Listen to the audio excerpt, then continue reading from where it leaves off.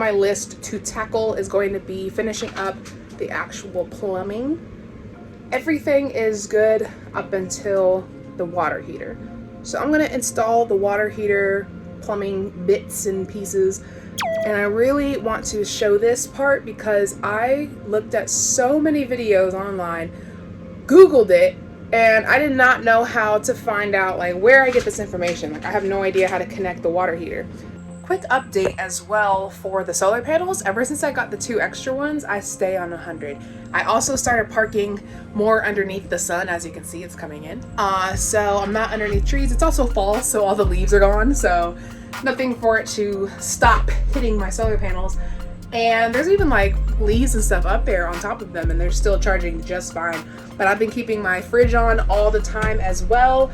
I even keep my fan on sometimes, or I'll keep the inverter on and my batteries stay at 100.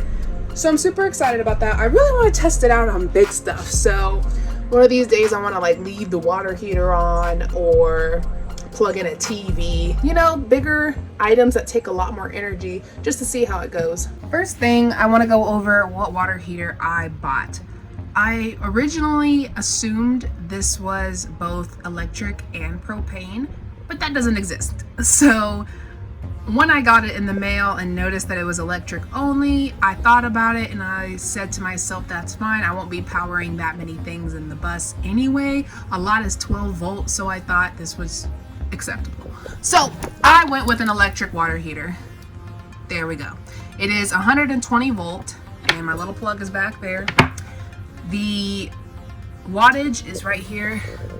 So it's going to be 1,440 watts. So I would suggest having at least a 1500, at least a 1500 inverter, and pure sine would be best from what I've read.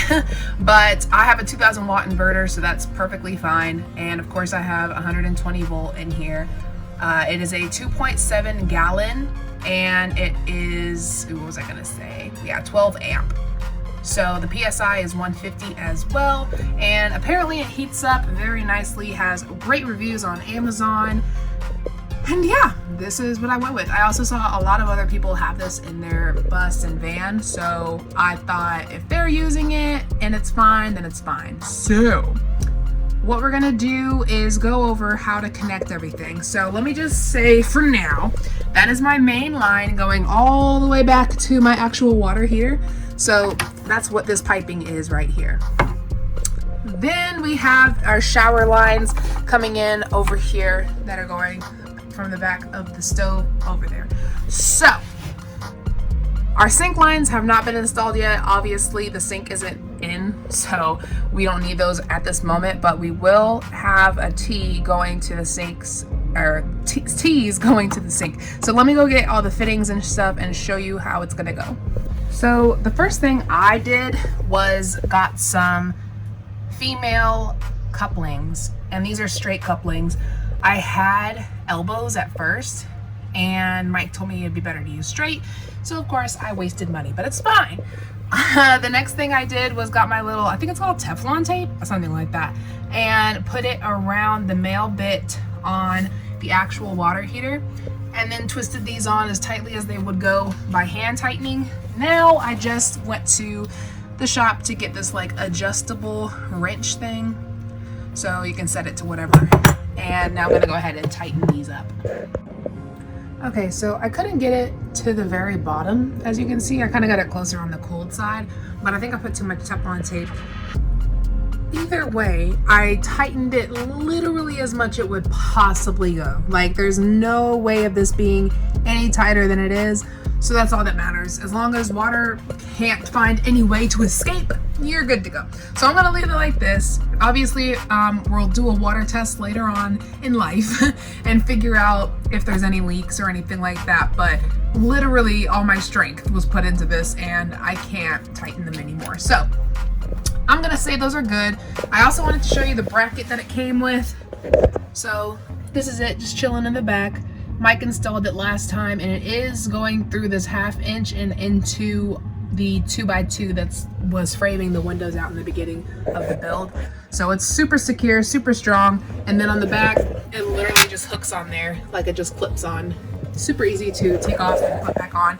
I just needed to get better range and circulation because this wrench was just arguing with me in this tight space. I keep forgetting that I have this, gosh, this little Aqua Bliss filter for my shower. And watch me forget to install it because that's gonna be so annoying. So I'm gonna take it out of the bag. Okay, first thing I want to tackle is getting our main water, which is again coming from the water tank, up to the cold side of the water heater. I already cut off some excess that was on there, so yeah. Just gonna see if I need an elbow. I feel like I will. This is so annoying because I don't want to bend it. So yeah, I might add that to the list. So we will need an elbow. We're gonna add it probably like right here. That way it can go straight and then go into our cold over here. So I guess we'll skip that step for now. Let's go ahead and tackle the coming off of the cold, I guess. We'll do coming off of the cold side first. So since this is like my excess piece over here, I'm just gonna make sure it's like straight enough to use. Why is this not focusing? There we go. Come on, dude. Oh, well, you get the gist. So we're gonna make sure that that's kind of straight. That's pretty straight. And we'll just go ahead and pop her in right there. She's a little dusty. Let me wipe this off a little bit. So we'll go ahead and pop this into place here. Just wait for the double click. And that is nice and secure now. All right, it's tea time. Now that I've spilled the teas, okay, I'm done with puns, I promise. I'm going to go ahead and pop this one in, probably right here.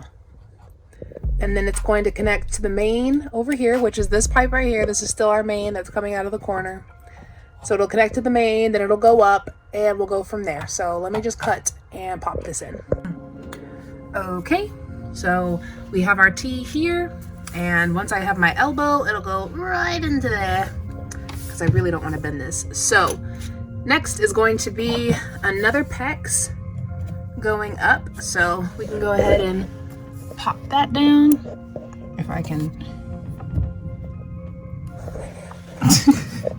I'm using like all my strength. There it goes. All right. So that's how it's looking so far. Got that piece up. Then we're gonna make another cut. I'm actually gonna put the sink here in a second just to make sure we have room. And I might need to cut these down a little bit. But yeah, so from the straight coupling to some PEX, to our T, to some more PEX, I'm gonna cut here and put another T right here, because this one is going to go up into the sink and then this one will go out into the shower, and that's when this piece will come in. So let me go ahead and make another cut. All right, and we are in the clear for the sink as well. Let me show you what the back is looking like. We have just enough room for this piping. So let me take this out. Put her there and show you what we got so far. So yeah, we have our other T up, and I wish it was honestly around this area because it would have been perfect.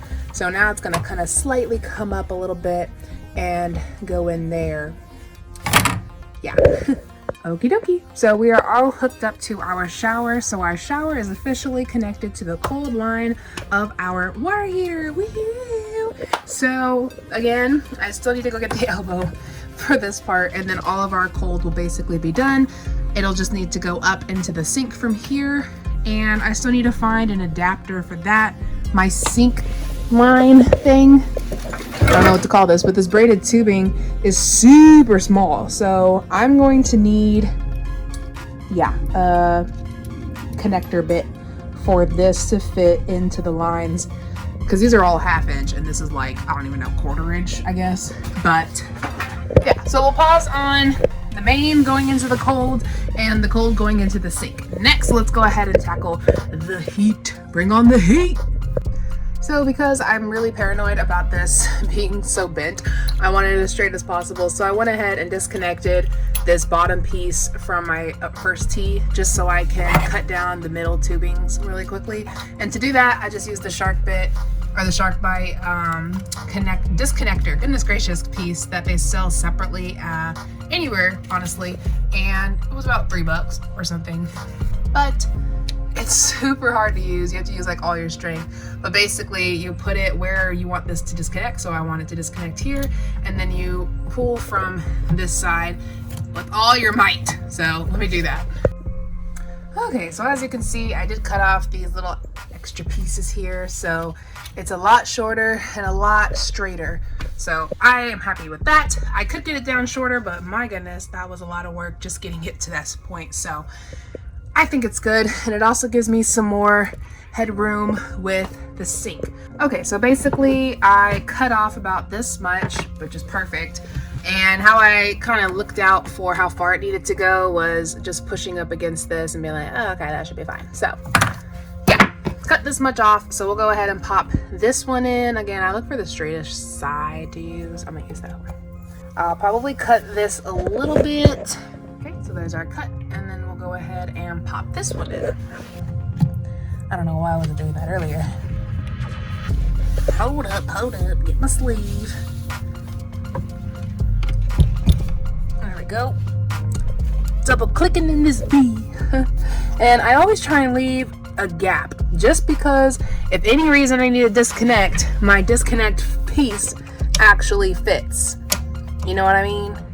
Like that can be disconnected. It might be a little bit harder because you don't have as much tube to work with, but at least they can be disconnected. So I would say that be the smallest gap you have. Because let me show you something, girlfriend, boyfriend, let me show you. Oh, that's not what I wanted to show you. This is a prime example of what not to do. I made the fittings so freaking close. Like it's a really good connection, I'll tell you that. There's no way this is coming apart. But I thought this would mess up my system, so I cut the PVC. Horrible idea, as you can see. There's no way of me getting it out. I was trying everything. And yeah, I basically wasted a lot of pieces. Actually, I wasted another straight coupling, and I wasted these two, which check valves are not cheap, yo. These are like $16. And then the elbows and all the other stuff, so like, I don't know, $3, $4, $5, something like that. But yeah, just don't do that. Go ahead and leave yourself some space and give yourself some protection, because in the end, you don't know if you're gonna do this perfectly. So now that we have that in, let's go ahead and connect our shower hot water line. It might be a little too long, so let me cut it down a little bit and then we'll pop her in. All right, I like that. So basically that's done, guys. Very simple. Very hard to find online, but I wanted to show you guys how we get it done. Just in the long run, just make sure that your main water source is coming into your cold, so that way it can produce the hot. That's how I kind of pieced everything together. Anywho, last things are going to be connecting these two lines up to the sink, and then this line to our main, and the water is done. Yeah.